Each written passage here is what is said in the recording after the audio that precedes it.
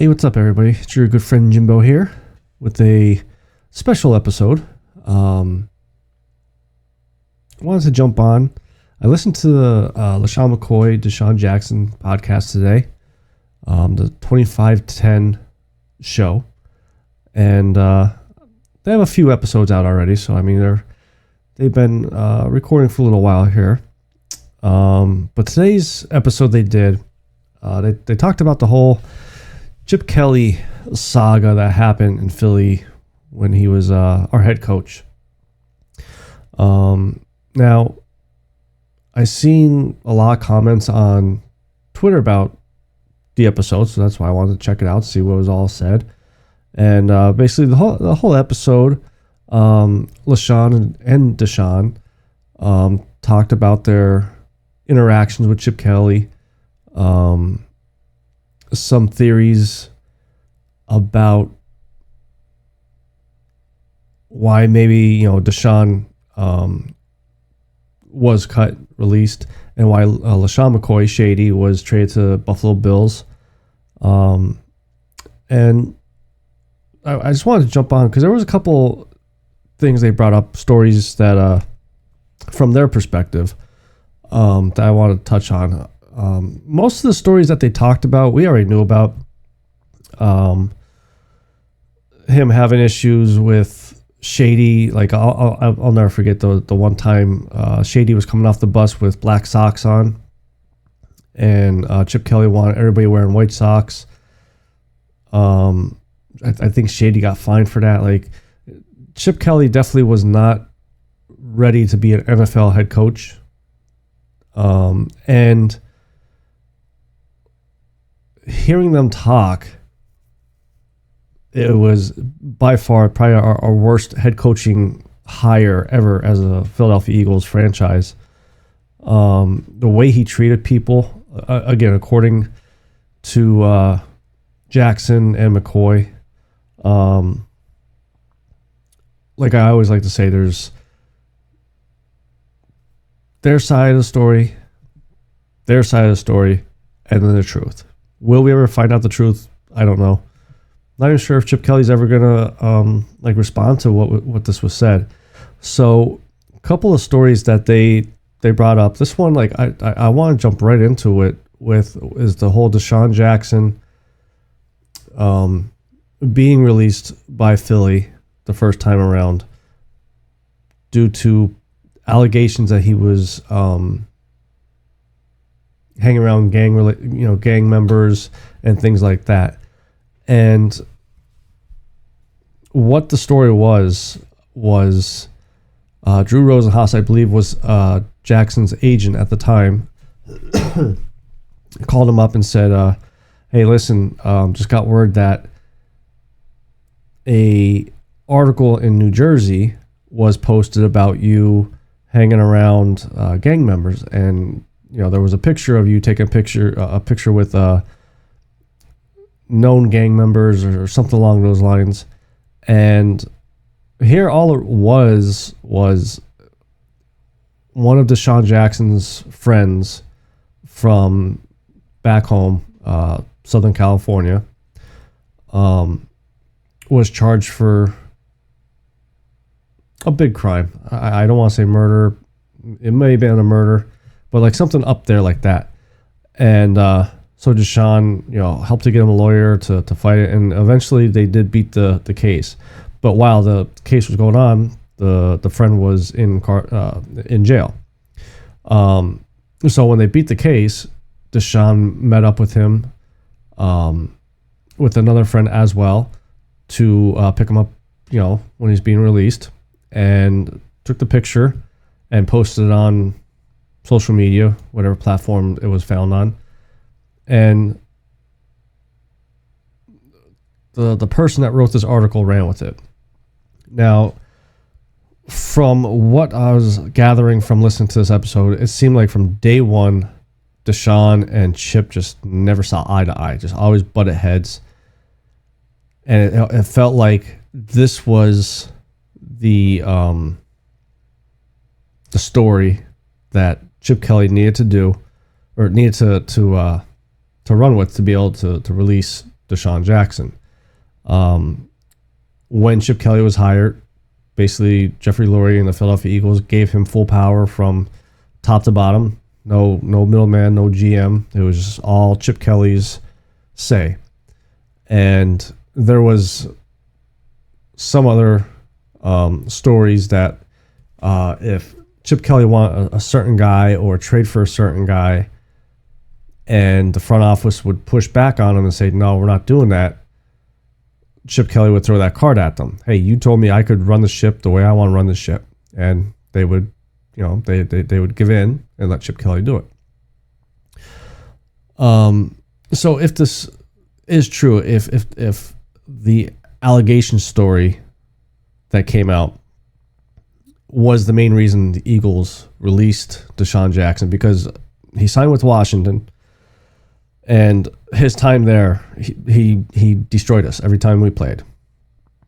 And let me take a step back too. That Philadelphia Eagles team was set up for a dynasty. We had Michael Vick, we had Shady McCoy, Deshaun Jackson, Jeremy Maclin. We had a high-powered offense, very good defense as well.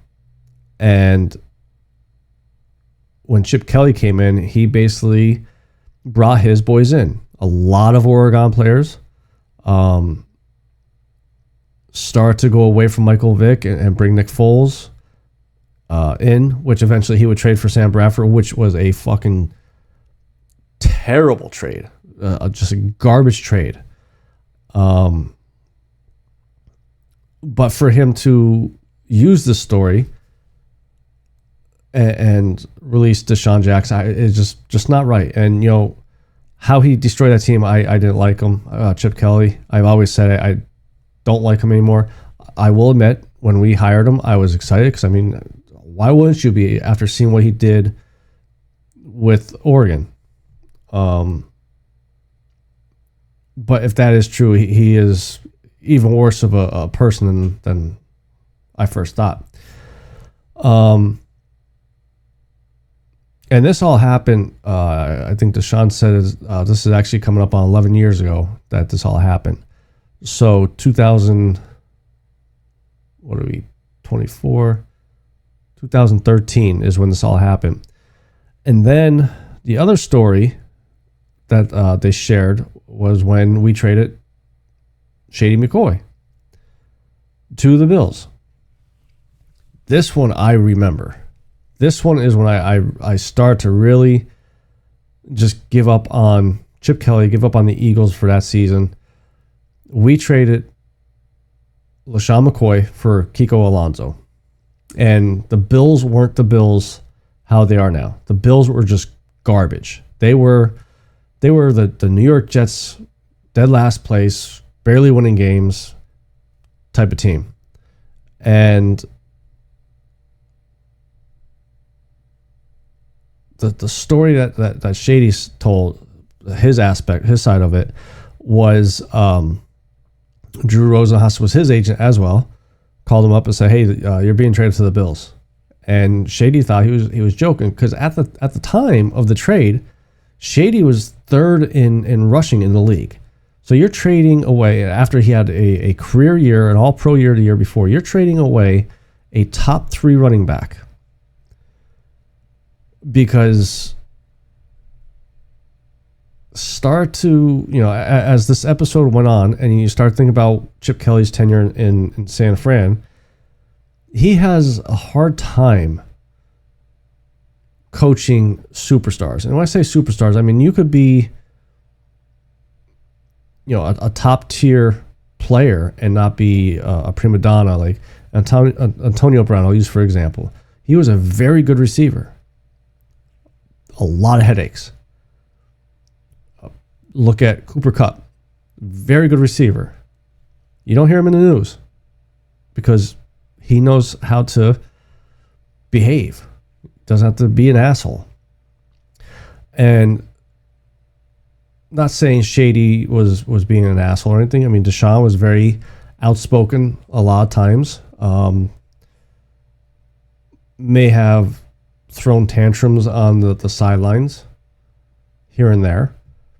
But Chip Kelly just could never coach superstars. And you trade Shady for Kiko Alonso, who always pops up on my Facebook post. We traded Shady McCoy for a player that's always injured.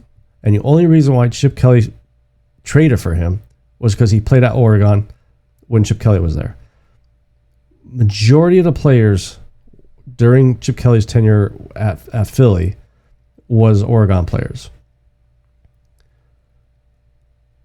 He did nothing to help this team. All he did was just tear it down.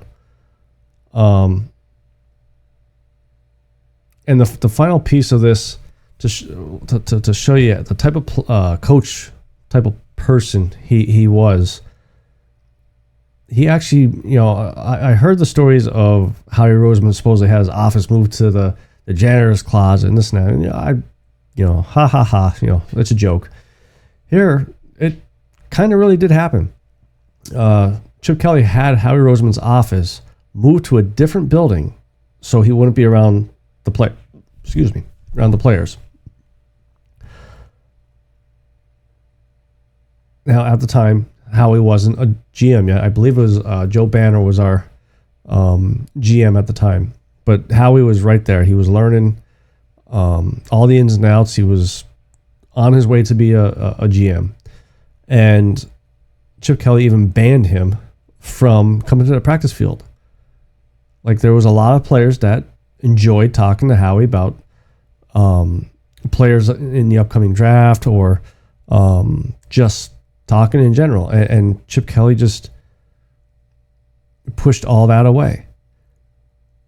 And when confronted about it, he did not like confrontation. He would put a spin on it.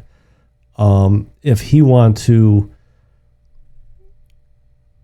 tell a player, if they're doing something right, right or wrong, he would have one of his interns do it.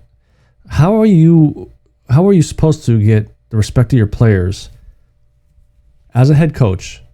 How are you supposed to be successful as a head coach when you don't even have the balls to go up to the players and say, hey, you got to do this a little bit better, or hey, good job doing this? It just blows my mind how much worse that situation with Chip Kelly was in Philadelphia. Went to San Fran. What do you coach, a year, maybe 2 years, and then finally went back to the college ranks. Hopefully he stays there. I mean, he did turn UCLA around, and hopefully he just stays there. Keep him away from Philadelphia. I don't want him no more. Definitely don't want him no more. I used to wear the little visor hat. Don't know where that went. I lost that somewhere. Probably after one of the stupid games I went to that he was coaching and stupid play calls. But yeah, so I just wanted to jump on real quick, give my 2 cents about the episode. I didn't realize how bad it was, and the extent he went to just destroy a possible dynasty of a team. But so before I go, just make sure you like and subscribe our YouTube channel here. I appreciate you guys listening. And if you guys listened to yesterday, we have a new merch store open. So make sure you head over to stay-tuned See, I just did the same thing King did yesterday. So let's try that again. Stay-tuned-sports-merch _printify-me. We got hoodies over there, t-shirts, bottle cap openers. So till next time, it's your good friend Jimbo signing out.